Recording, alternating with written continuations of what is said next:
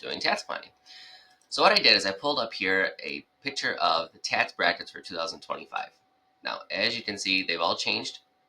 They're different for people who are single, married, filing joint, head of households. Over here is your tax rate. So when you look at it, the bottom tax rate, people are paying 10%. The top tax rate, people are paying 37%. This is only federal. This doesn't include your state.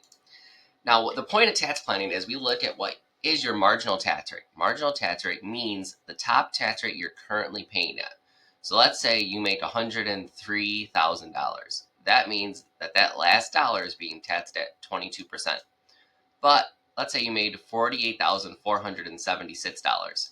That means that last dollar is being taxed at 22%. So if we can save money for you on that last dollar, either person is going to save 22% for a single filer. The numbers are a little bit different for the married, filing joint, and head of households. It just means that you can have more income at a lower tax rate, but the same concept is true. You may have two incomes that get you way past this very easily, because you might have one spouse who makes $150,000, the other one who makes $20,000. So that one who's making $20,000 is going to pay way more than if they were single. There's a lot of things that we have to look at when we do this. So the point of that, though, is we can figure out what percentage we can save you at for every dollar we can get off of your income.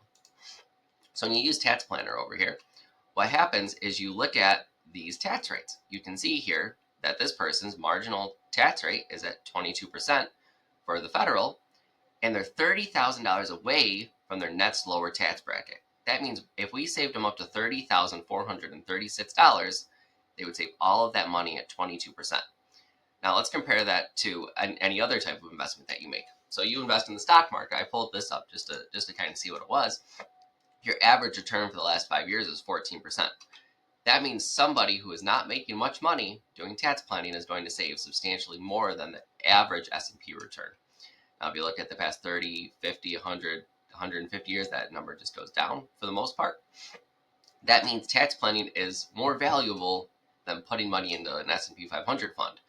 It's something that everybody should be doing. It may not be quite as fun, but it can save you great amounts of money.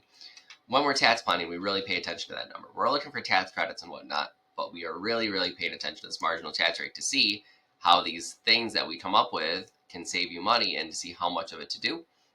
See if it's worth it, because sometimes it's just not worth it. But in reinvesting in your business, reinvesting in the things that they want you to reinvest in will return you far greater than your stock market returns. Hopefully that answers some questions. If you would like to, please go ahead and subscribe, or go ahead and shoot over to my website at davidroofcpa.com. Send me an email at droof@davidroofcpa.com if you have any questions or would like to set up a time to see or demo this software. Thank you and have a nice day.